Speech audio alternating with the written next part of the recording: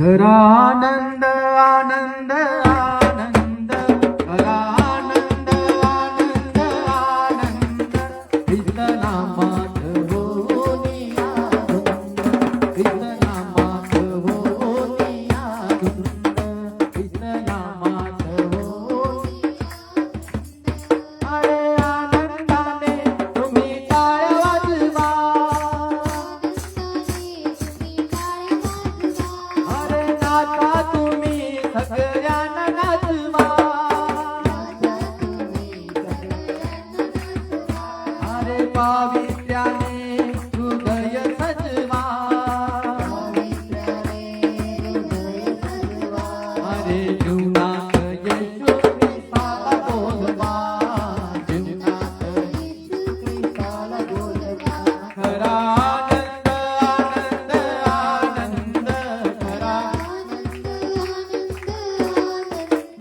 येशू नामात होनी आनंद येशू नामात होनी आनंद स्वर्गीय पिता मी धन्यवाद करतो पुन्हा तुझ्या उपस्थितीमध्ये येऊन देवबाप्पा तुझे आभार मानतो पुन्हा एकदा आज आमच्या हृदयासंग पवित्र आत्मा तू बोल आमचं हृदय आम्ही तयार करतो तुझं वचन ऐकण्यासाठी प्रभू आणि ह्या वर्षाच्या शेवटी आज आम्ही तुझ्या चरणाजवळ बसलेलो आहोत तू आम्हा प्रत्येकाला पवित्र आत्मा तुझं वचन समजून घेण्यास कृपा करो आणि आज आम्हाला आशीर्वादित कर ही प्रार्थना येशू ख्रिस्ताच्या पवित्र नावात मागतो आमेन येशू प्रभू की तर जोरदार टाळ्या वाजवू आपण प्रभूच्या गौरवासाठी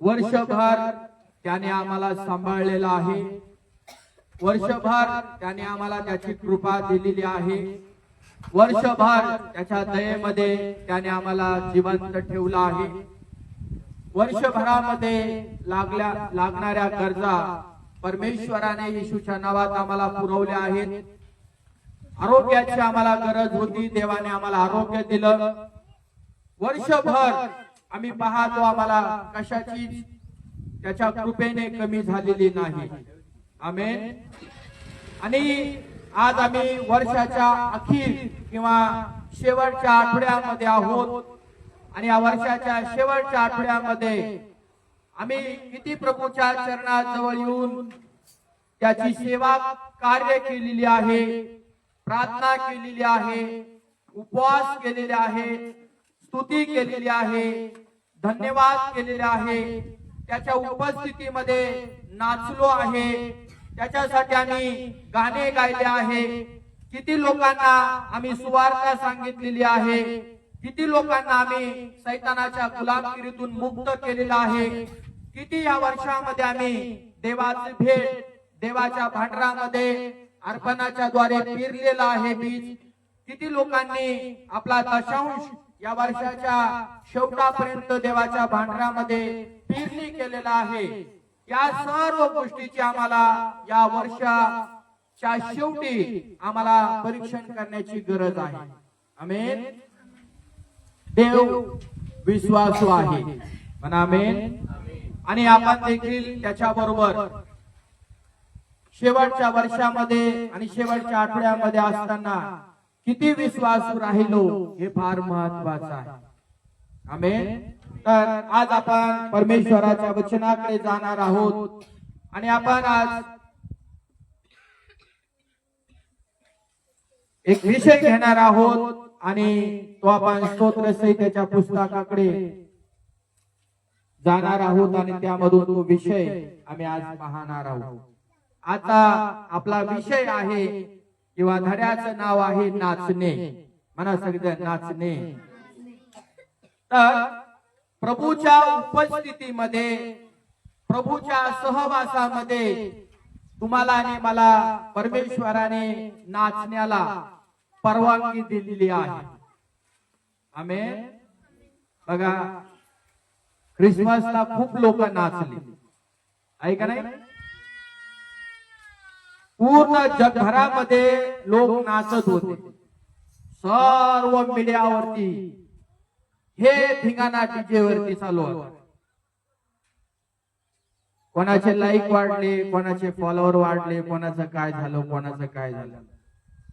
पण ह्या नाचण्यामधून 25 डिसेंबरच्या दिवशी प्रभू येशू ख्रिस्ताचा गौरव आपल्या शरीराच्या द्वारे त्यांनी केला किंवा नाही हे त्यांनी परीक्षण करणं फार महत्वाचं आहे.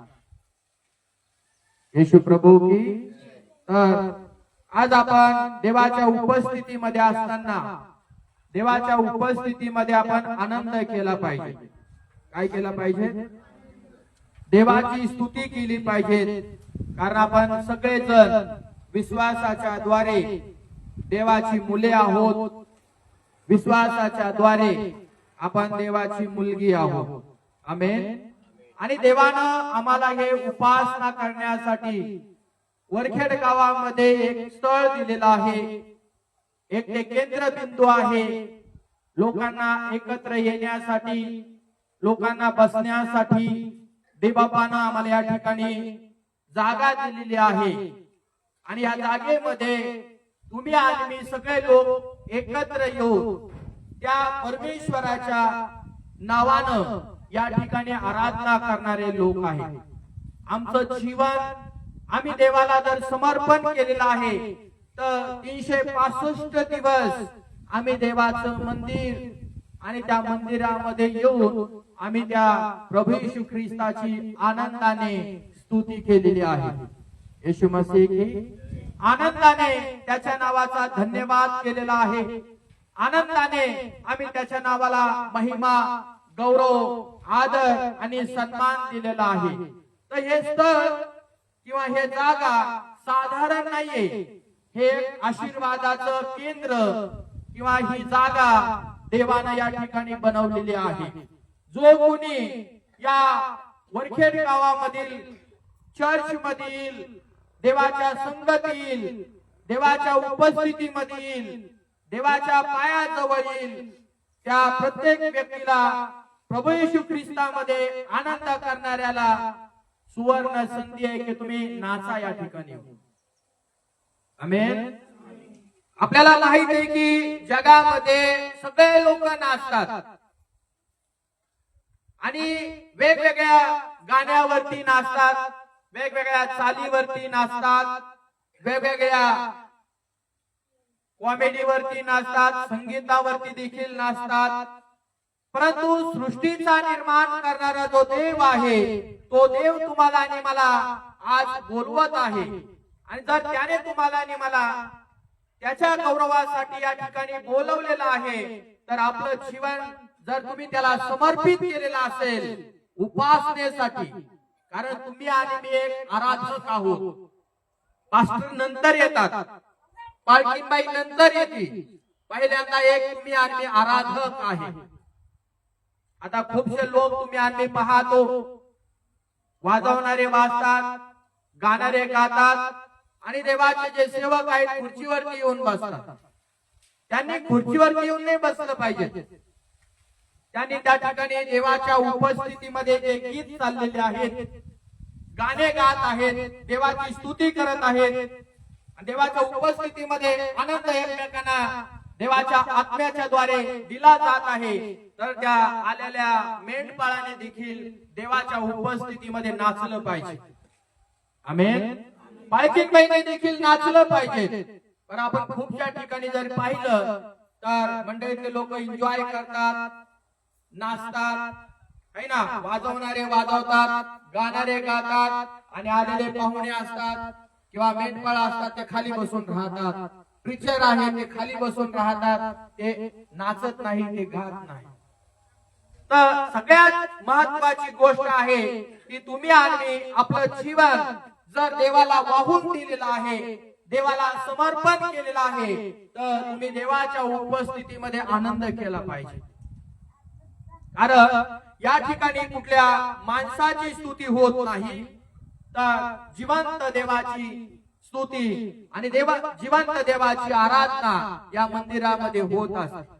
त्यामुळे आपण कोणाकडे पाहून नाचायचं नाही, तर ज्याने आम्हाला या जगातून वेगळं केलं आहे त्या प्रभूकडे पाहून आम्ही त्याच्या उपस्थितीमध्ये नाचलं पाहिजे, गायलं पाहिजे, आनंद केला पाहिजे, स्तुती केली पाहिजे. आमेन.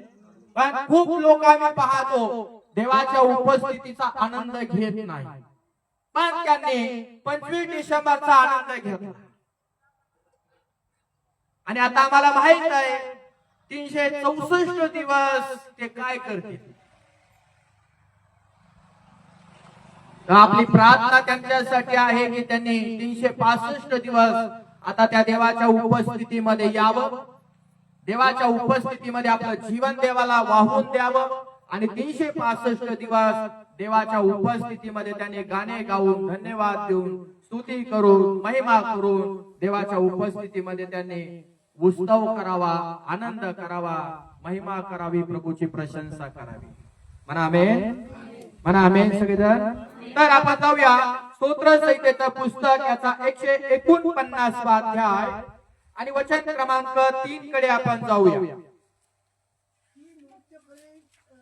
त्यांच्या नामाचे स्तवन करो, डबोविना त्याच्यावर त्याला स्तुती स्तोत्र गावो.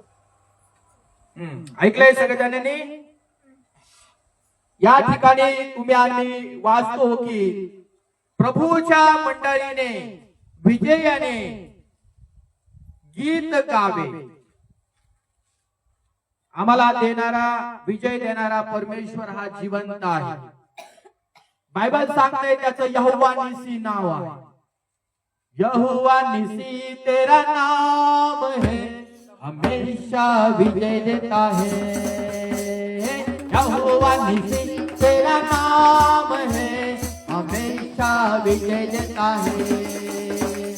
तुझको कभी नहीं छोड़ेगा, तुझको कभी नहीं त्यागेगा. तुझको कभी ना छोड़ेगा, तुझको कभी नहीं त्यागेगा. बोलो हरी चराइयों में ले चलता, ओ हरी चराइयों में. येशू मसीह की.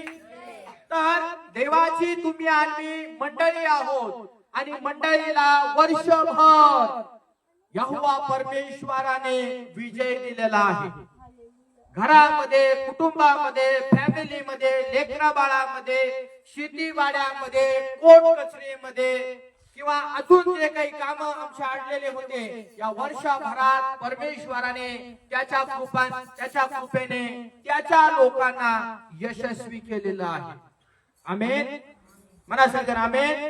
तर मंडळीने ज्यावेळेस त्यांना देवानं विजय दिलेला असतो त्यावेळेस त्या विजयामध्ये देवाच्या नावाने आनंदाने टाळ्या वाजवून, स्तुती करून, धन्यवाद करून, गाणं गाऊन, नाचून गाऊन त्या परमेश्वराच्या नावाला धन्यवाद, त्या येशूच्या नावाला धन्यवाद देणं गरजेचं आहे. जगातले लोक नाही करणार ते, पण ज्याला परमेश्वर कळाला, ज्याला देव कळाला ते देवाचे लोक आहेत. म्हणा आमेन. आणि देवाचे लोक त्याच्या मंडळीमध्ये, ही कोणाची मंडळी आहे? पहिल्यांदा देवाची तुम्ही आम्ही वधू आहोत, मंडळी आहोत. खूप लोक असे म्हणतात ही माझी मंडळी आहे, ही माझी मंडळी आहे. पास्टर लोक म्हणतात ही पास्टरांची मंडळी नाही, पहिली ही देवाची मंडळी आहे. आणि पास्टरला देवाने सांभाळण्यासाठी ही मंडळी दिलेली आहे. तर ही मंडळी देवाची आहे. कोणाची आहे? तर ही देवाची मंडळी ज्या ज्या ठिकाणी, ज्या ज्या गावात, ज्या ज्या शहरामध्ये एकत्र येते त्या मंडळीने विजयशाली परमेश्वराच्या नावाची आनंदाने स्तुती, धन्यवाद, नाचून गाऊन करत राहिलं पाहिजे. बोलो येशू मसीह की. कारण आम्हाला माहित आहे की विजय त्याच लोकांना मिळतो जे लोक खऱ्या अंतःकरणाने प्रभू येशू ख्रिस्तावरती विश्वास ठेवतात आणि त्यांना प्रभू येशू ख्रिस्त संकटातून मोकळं करतो. म्हणा आमेन. त्यांना तारण तो देतो, त्यांना तो उद्धार देतो आणि त्या लोकांना समजून येतं की त्यांचा निर्माण करणारा प्रभू येशू ख्रिस्त देव आहे. त्यांना घडवणारा, त्यांना बनवणारा प्रभू येशू ख्रिस्त देव आहे. आणि ज्या दिवशी तुम्ही आणि मी त्याच्यावरती विश्वास ठेवतो, बायबल सांगते तुम्हाला संकटातून मुक्त केल्यानंतर तुम्हाला समजून येतं येशू ख्रिस्त माझ्या जीवनाचा राजा आहे. म्हणून त्या राजाला आम्ही काय म्हणतो, राजा यीशु आए हैं, सब मिलके गाएंगे, ताली बोलेंगे, राजा यीशु हमारे बीच में, ओहो क्या मनाओ, अरे चिंता छोड़ो, अरे खुशियाँ,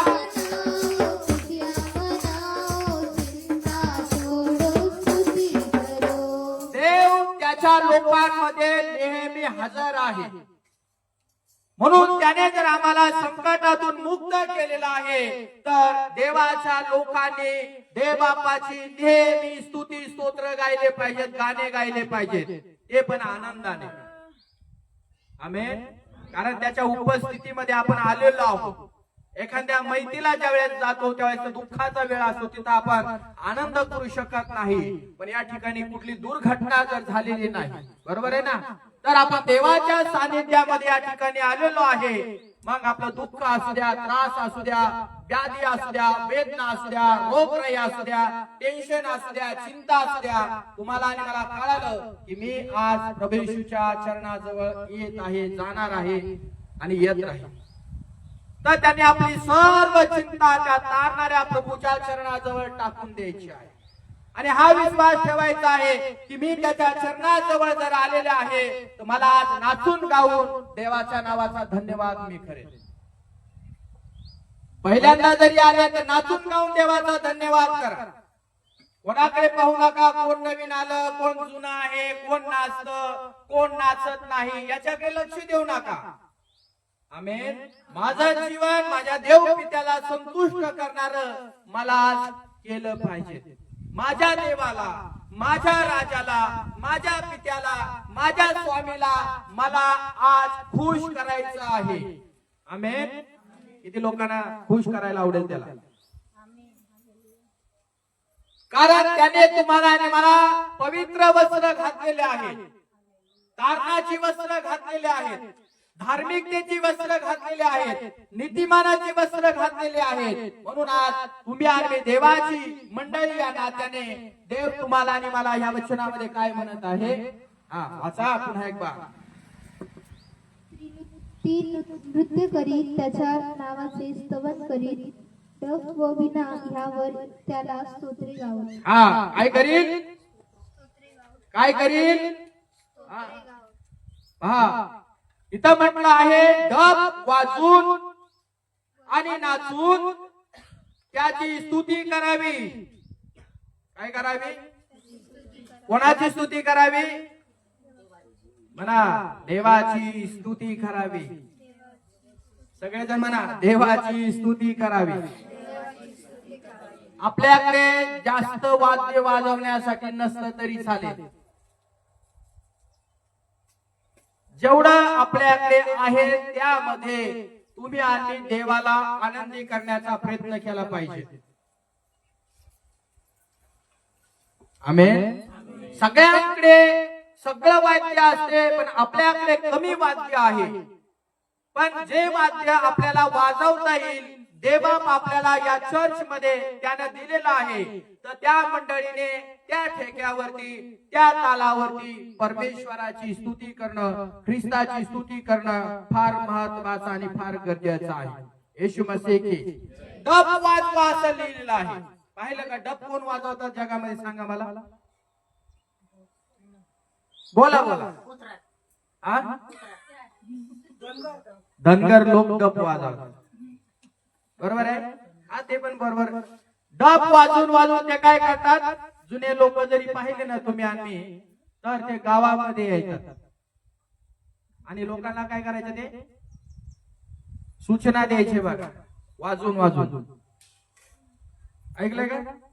आणि लोकांना ओढून ओढून सूचना द्यायची, आनंदाची बातमी असू द्या, दुःखाची बातमी असू द्या, अशा बातम्यांची सूचना चौका चौकात उभे राहून ते दौंडी द्यायचे लोकांना, आणि ते लोक ऐकायचे आणि लोकांच्या कानावरती ती बातमी पडायची.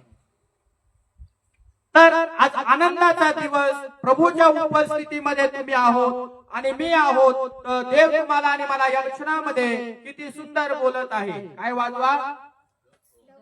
मला सगळं डब व वीणा वाजवा. दुसऱ्या भाषेत त्याला गिटार म्हणतात. काय म्हणतात?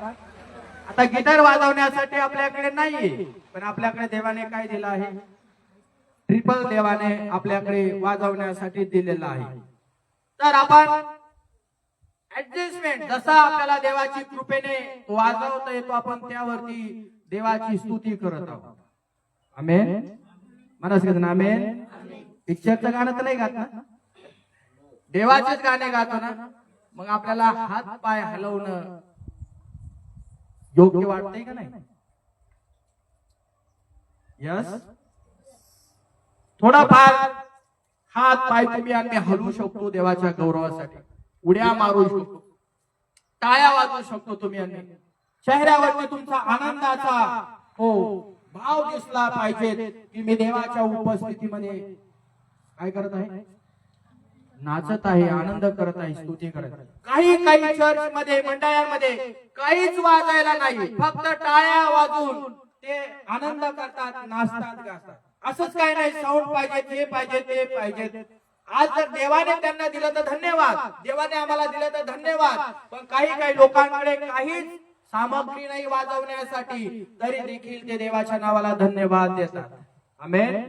या वचनामध्ये तुम्हाला आणि मला हीच गोष्ट वाचायला मिळत आहे, आणि या वचनामध्ये तुम्हाला आणि मला फार सुंदर वचन वाचायला मिळत आहे. डफ वाजा आणि वीणा वाजा. हालेलुया. पण त्या वाजवण्यामध्ये देवाची कृपा तुमच्या आणि माझ्या जीवनावरती पाहिजे. कारण जगामध्ये लोक पिक्चरच्या गाण्यावरती वाजवतात, त्यांना अजून देवाने पाचारण केलेलं नाही.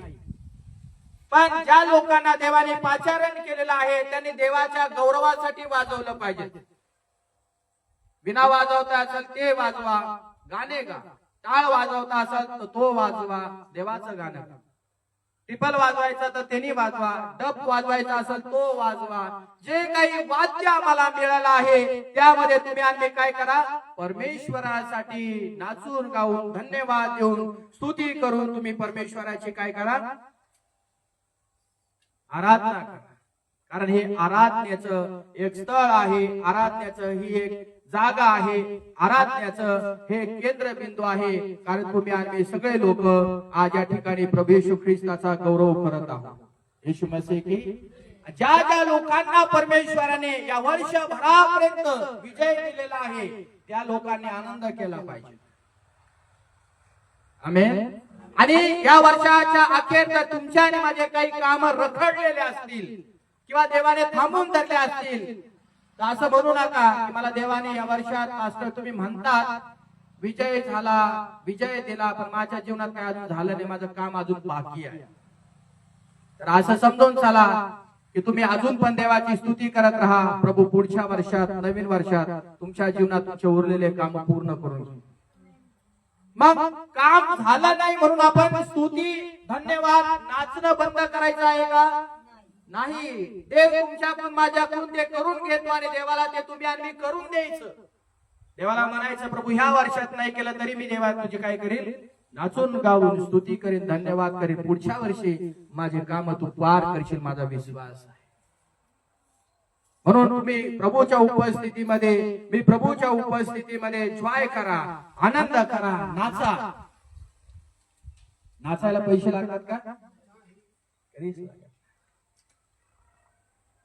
बघा तिकडे जर डीजे चालू झाला ना, इकडे काही नसू द्या, इथं वावरात लोक दारे धारता धारता अशी करतात. तिकडच्या डीजेचा आवाज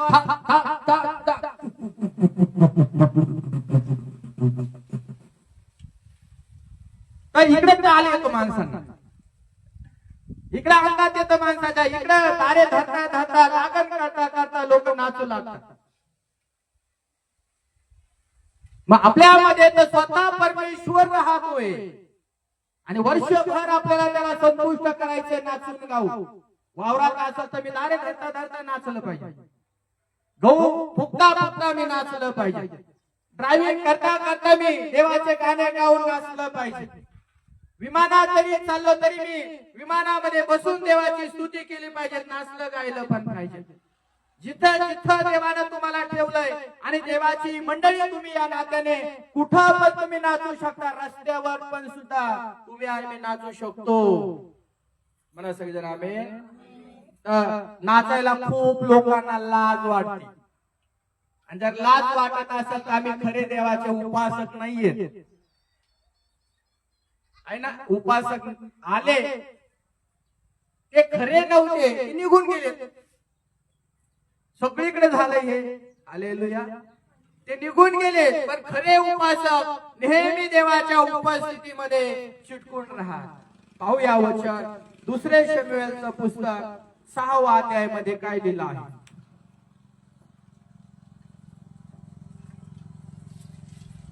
दुसरे शमूएलचे पुस्तक याचा 6वा अध्याय आणि वचन क्रमांक 14 आपण वाचूया. दावीद सणाचे एफोद कमरेस वेष्टून परमेश्वरासमोर आवेशाने नृत्य करीत चालला. तर तुम्ही आणि मी पाहतो 2 शमूएलचं पुस्तक याचा 6वा अध्याय आणि वचन क्रमांक 14. इस्रायल लोकांना विजय मिळाला. काय मिळाला? इस्रायल लोकांना विजय मिळाला. आणि या ठिकाणी काय लिहिलं आहे? विजयाचा आनंद त्यांनी सेलिब्रेशन केला. जगामध्ये वाढदिवस साजरा करतात, निवडून आला तर ते पण सेलिब्रेशन करतात, लग्नाचा वाढदिवस साजरा करतात, वैयक्तिक वाढदिवस साजरा करतात, आहे ना. सेलिब्रेशन कुठं होत नाही, आनंद कुठं होत नाही, सगळीकडे जवळपास लोक आनंद करतात. पण या वचनामध्ये लिहिलं आहे, देवाचे लोक ज्यावेळेस देवावरती विसंबून राहतात त्यावेळेस देव त्यांना त्यांच्या लढाईमध्ये विजय देणारा परमेश्वर आहे. आमेन.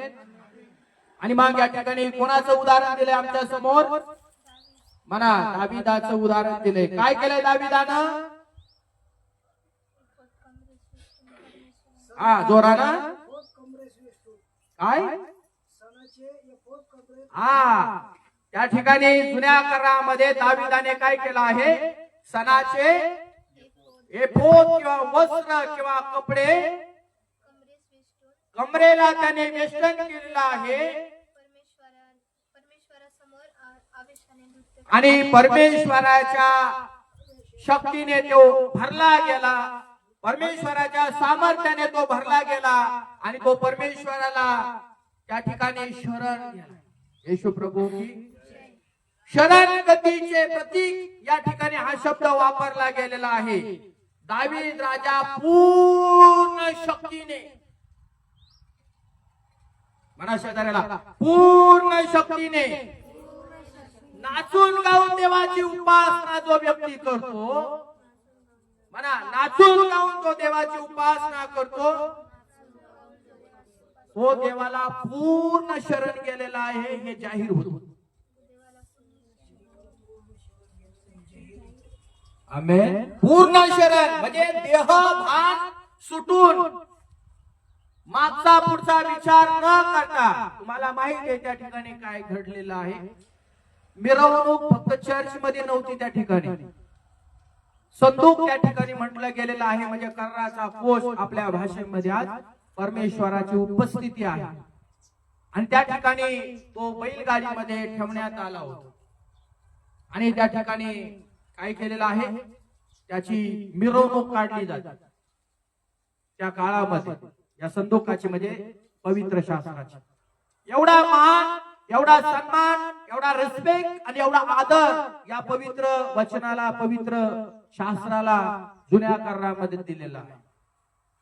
एवढे बैल, गाडी बैल एवढी सजवली त्यांनी आणि सजून बायबलच्या वचनात लिहिलं आहे ते निघाले. सगळे लोक निघाले परमेश्वराच्या नावाची स्तुती करत, परमेश्वराच्या नावाचा धन्यवाद करत, परमेश्वराच्या नावात गाणे गात, आराधना करत, नाचून गाऊ.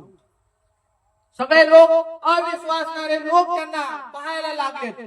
जशी मिरवणूक निघाली, पण या ठिकाणी दाऊद किंवा दावीद, बायबल सांगते राजा होता त्या इस्रायल मध्ये, आणि राजा असून सुद्धा तो अजिबात लाजला नाही. म्हणा आमेन. राजा असून तो अजिबात बिलकुल लाजला नाही. असं लिहिलेलं आहे, त्याने देहभान स्वतःच सोडलं आणि रस्त्यावरती त्याच्या अंगावरती कपडा पण बायबल सांगते राहिला नाही. देवाच्या उपस्थितीत तो नाचत राहिला, नाचत राहिला. टाळ्या वाजवा त्याच्यासाठी. याला म्हणतात पूर्ण शक्तीने देवाला शरण जाणं. काही लोक येतात इकडे तिकडे इकडे तिकडे इकडे तिकडे बघत बसतात. सोडून द्या हो. हे दावीद राजासारखं निर्णय घ्या. धुंद होऊन जा, मग्न होऊन जा, तल्लीन होऊन जा देवाच्या उपस्थितीमध्ये. जर दावीद त्या काळामध्ये कर्णाच्या कोशासमोर जर एवढा नाचत होता, तर तुम्ही आज जिवंत देवाच्या उपस्थितीमध्ये येतो आणि जिवंत देव तुमच्या आणि माझ्या हृदयामध्ये आलेला आहे. तुम्ही आणि मी किती नाचलं पाहिजे आज. आमेन. तुम्ही आणि मी किती जॉय केला पाहिजे. तुम्ही आणि मी किती आनंद केला पाहिजे, उल्हास केला पाहिजे, स्तुती केली पाहिजे, धन्यवाद केला पाहिजे. कारण तुमच्या अंतःकरणामध्येच देवाची उपस्थिती आली. देवच तुमच्या अंतःकरणात राहिला. तर परमेश्वराच्या लोकांनो, देवाच्या वचनामध्ये लिहिल्याप्रमाणे तुम्ही देखील सैतानाच्या गुलामगिरीतून मुक्त केलेले लोक आहात. म्हणा आमेन. देवाने तुम्हाला सैतानाच्या गुलामगिरीतून सोडवलं आणि आज अनंत काळच्या जीवनाकडे तुम्हाला आणि मला घेऊन चाललेला आहे त्याच्या उपस्थितीत. तर तुम्ही त्याच्या उपस्थितीमध्ये आल्यानंतर आनंद करा. हालेलुया. बोला हालेलुया. शैतान हारा हुआ, मेरा यीशु विजयी हुआ. बोलो शैतान हारा हुआ, मेरा यीशु विजयी हुआ.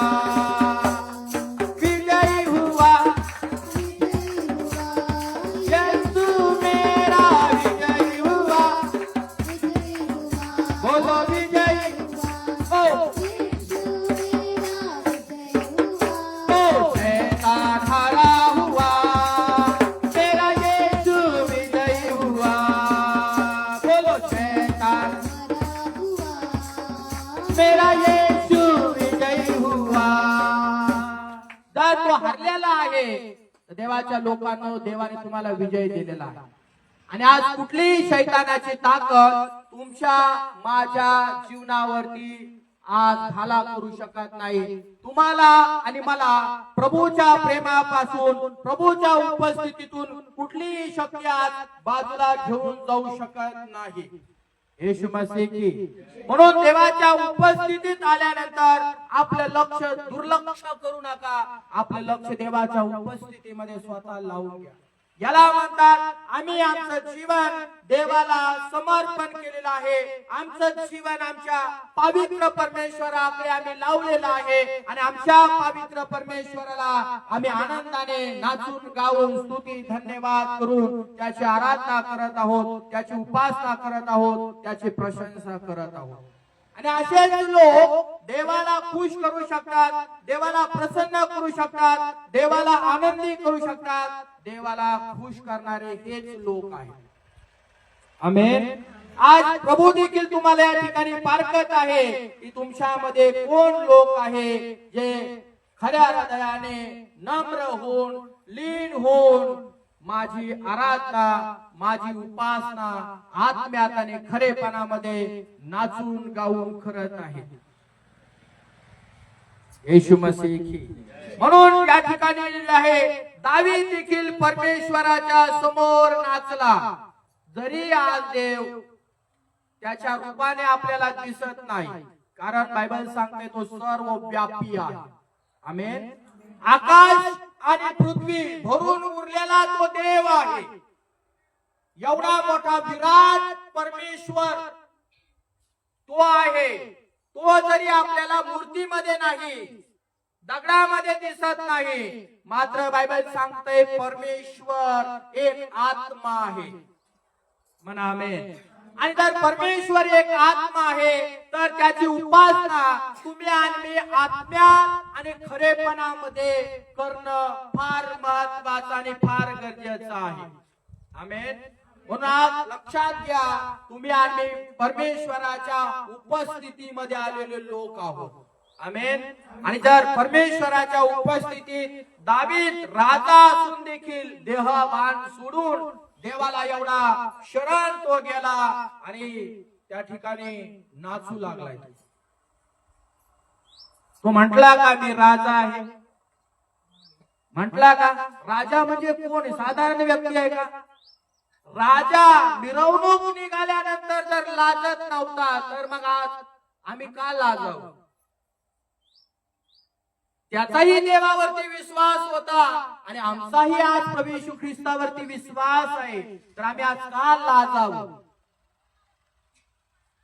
येशू मसीह की जर तुम्ही आणि मी देवाच्या उपस्थितीमध्ये येऊन जर लाजत आहोत तर लक्षात ठेवा, ही लाज सैतानापासून आहे. हालेलुया. आणि ही लाज तुम्हाला टाकून देणं फार महत्वाचं आणि फार गरजेचं आहे. जोपर्यंत तुम्ही लाज टाकून देणार नाही आणि देवाच्या उपस्थितीत नाचणार नाही, तुमचे आजार काही असू दे, काय शरीरामध्ये त्रास होतो, काय व्याधी होत्या, वेदना होत्या, काय प्रॉब्लेम आहे तुमच्या शरीरामध्ये, त्याचा विचार ना करू. फक्त मी देवाच्या उपस्थितीमध्ये आलेलो आहे आणि मी माझ्या देवासाठी जसा येईल तसा मी नाचणार आहे. जसा येईल, गुडघे दुखले तर जागेवर हलवा, खुर्चीवरती बसले तर जागेवर तरी असं तसं तसं करा. कारण माहित आहे स्तुती आणि स्तवनामध्ये एवढं सामर्थ्य आहे. तुम्ही जर त्या स्तुती स्तवनात जे जे कराल तुमचे आजार देखील प्रभू येशूच्या नावात बरे होतील. म्हणाल का आमेन? सगळे म्हणाल का आमेन? काय तुमच्या शरीरामध्ये रोग आहे, तुम्ही देवाची स्तुती करत राहा. देवाच्या उपस्थितीत एका हाताने नाचत राहा, वाटलं एका पायावरती नाचत राहा, देव तुम्हाला तिथं बरं करतो. कारण त्याच्या स्तुतीमध्ये तेवढं सामर्थ्य आहे, देवाच्या उपस्थितीमध्ये तेवढी ताकद आहे. आणि जर तुम्ही नाचले नाही तर तुमचे बंधन तुटणार नाही. आपले जर बंधन तोडायचे असेल तर तुम्हाला मला देवाच्या उपस्थितीत न लाजता देवासाठी नाचलं पाहिजे. आमेन. दाऊद के जैसे नाच के गा के यहोवा की स्तुति करूंगा, दाऊद के जैसे नाच के गा के यहोवा की स्तुति करूंगा. कोई नाचे या ना नाचे यहोवा की स्तुति करूंगा. कोई नाचे या ना नाचे यहोवा की स्तुति करूंगा. यीशु की स्तुति हो, यहोवा की स्तुति करूंगा. यीशु की स्तुति हो, यहोवा की स्तुति करूंगा. दावीद नाचला, आम्हाला काय लाज आहे? दावीदापेक्षा तुम्ही श्रेष्ठ आहेत, लक्षात ठेवा. आमेन. आमेन.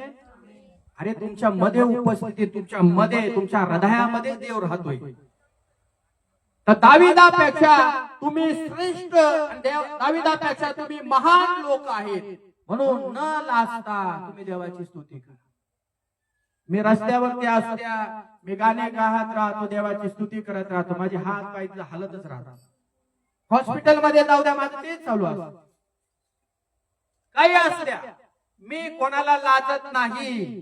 कारण मला माहित आहे माझ्या प्रभूने मला माझ्या हृदयामध्ये आत्मिक जीवनामध्ये आनंद दिला आहे. तो आनंद माझ्यापासून कुणीच काढून घेतला नाही पाहिजे. आमेन. कुणीच काढून नाही घ्या, म्हणून मला निरंतर नाचून गाऊन प्रभूची स्तुती केली पाहिजे. तुम्हाला माहितीये गाडीवरती मनुष्य चालला ना तरी असं असं करत चालतो. काही काही लोकांना नाही गाणे गातात, ते हेडफोन लावून पिक्चरचे गाणे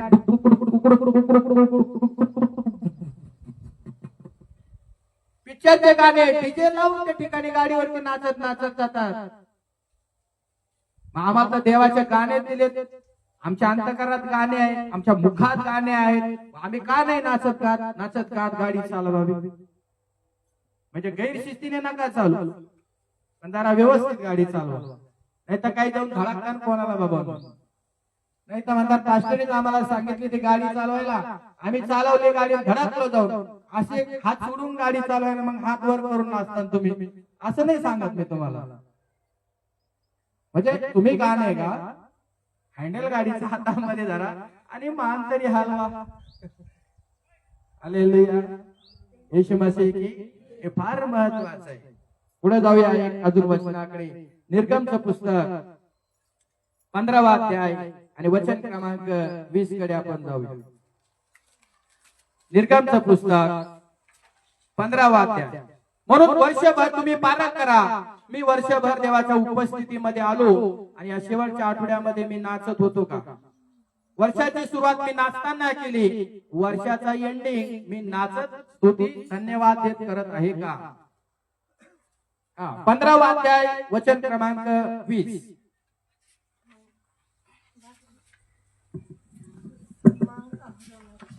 मग अहरोनाची बहीण मिरियाम सदस्त्री हिने हाती डब घेतला आणि सर्व स्त्रिया डब घेऊन तिच्या मागून नाचत चालल्या. ऐकलंय का सगळ्यांनी? किती सुंदर. अजून कोणीतरी वाचा. मग अहरोनाची बहीण यिर्मया संदेष्ट्री हिने हाती डब घेतला आणि सर्व स्त्रिया डब घेऊन तिच्या मागून नाचत चालल्या. हा, म्हणा अहरोनाची बहीण. आणि दुसरा भाऊ कोणता आहे? मोशे. म्हणा मोशे. मिर्याम नाही, मिर्याम बहीण आहे. आणि मोशे आणि अहरोन यांची बहीण मिर्याम तिचं नाव आहे. हालेलुया. तर देव तुम्हाला आणि मला या ठिकाणी फार सुंदर लिहित आहे की तुम्ही आणि मी नेहमी देवामध्ये जीवन जगणारे लोक आहोत. आमेन. देवाचं आज्ञाचं पालन तुम्ही आणि विश्वासाने वर्षभर करत आलेलो आहोत. जेवढा होईल तेवढा प्रयत्न तुम्ही आणि त्यामध्ये केलेला आहे. आमेन. आणि देव तुम्हाला त्यामध्ये आशीर्वाद देत गेलेला आहे. आमेन. जर तुम्हाला आणि मला आशीर्वाद देत गेलेला आहे, परमेश्वराने आमच्या आध्यात्मिक जीवनासाठी जो मानना पाहिजे, दर रविवारी दर बुधवारी देव तुम्हाला देवाच्या सेवकाच्या द्वारे आत्मिक जीवनासाठी मानना पुरवत आहे. तुमच्या ह्या कोठ्यासाठी, आत्मिक जीवनाच्या कोठ्यासाठी काय लागत देवाने देवाच्या सेवकाच्या द्वारे पुरवलेला आहे. आणि तुम्ही घरी गेल्यानंतर तुमचा जेवढा वेळ तुम्हाला मिळालेला आहे त्यावेळेस तुम्ही प्रार्थना केली तर तुमचा कोठा भरला जातो. आमेन. तुम्ही गाणे गायले तुमचा कोठा भरला जातो. तुम्ही बायबल वाचलं तुमचा कोठा भरला जातो. म्हणजे तुमची आत्म्याची तहान जी आहे परमेश्वर तृप्त करत होता. मग वर्षभर तुम्ही मी पालन करा की या शेवटच्या आठवड्यामध्ये मी आलेलो आहे आणि या शेवटच्या आठवड्यामध्ये मी आलेलो आहे तर मी कशात कमी पडलेलो आहे का? माझा कोठा अजून रिकामा आहे का? की आपण आज पार करणं फार महत्वाचं आणि फार गरजेचं आहे. येशू मसीह की.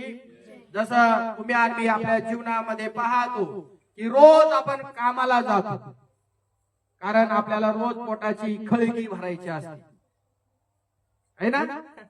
रोज काम करावं लागत. आई तर कोणी देणार नाही, देव पण आई तर देणार नाही. काम करावं लागेल.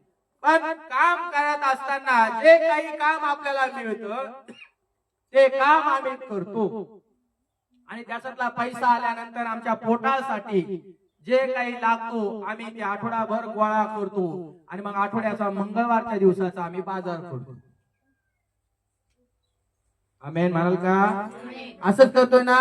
आणि मंगळवारचा एक खटी बाजार आणतो 500 रुपयाचा भाजीपाल्याचा.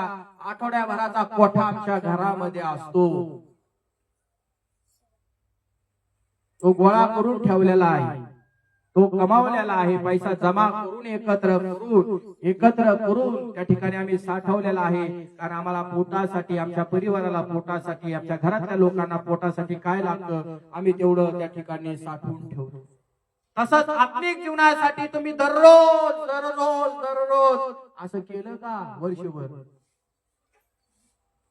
काय आठवड्याभर आता काय मास्टरने रविवारचं चेअर घेतलं ना, नाही गुरुवारचं पण चेअर झालं, मग आता रविवारी नाही गेले तरी चालत.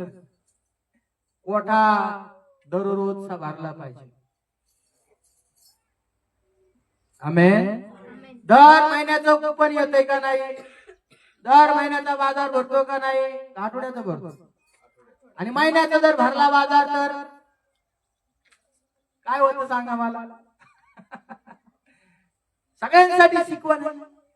महिन्याचा बाजार जर भरला, काय खावा, काय आणावा, काय भाजी करावा, काय करावा, काय करावा, आता काय बनावं, प्रश्नच प्रश्न आहे. का साठवलेलं नाही ना? महिन्याचा बाजार म्हणजे आता लांब गेलाय, घरात काहीच नाही, चिंता पडली खायची. आत्मिक जीवनामध्ये तुम्हाला आणि मला हेच प्रभू येशू ख्रिस्त या ठिकाणी सांगत आहे. तुमच्या जीवनासाठी, तुमच्या अंतःकरणासाठी, तुमच्या आत्मिक जीवनासाठी लागणारा कोठा तुम्ही रोज जमा करता का? वचन वाचता का? प्रार्थना करता का? उपवास करता का? देवाच्या वचनाचं आज्ञाचं पालन करता का? किती वर्षभरात आतापर्यंत तुमच्यासाठी तुम्ही साठा गोळा केलेला आहे आत्मिक जीवनासाठी? जगिक नाही विचारायला मी तुमच्या बँकेत किती पैसे भरले ते नाही विचार. आत्मिक जीवनासाठी तुम्ही किती वर्षभर साठा गोळा केलाय ते सांगा. हे फार महत्वाचं आहे. दररोज परमेश्वर तुम्हाला ताजा ताजा तवाना. भाजीपाला कसा खाते माणूस? शिळा खाते? हॅलो, कसा पाहिजे? ताजा ताजा. रोज देवाचं वचन ताजं ताजं वाचा. देवाला म्हणा रोज मला ताजं दाखव काहीतरी, याच्यात नवीन शिकव मला काहीतरी. ताजा ताजा ताजा भाजीपाला माणूस खातो. कारण का?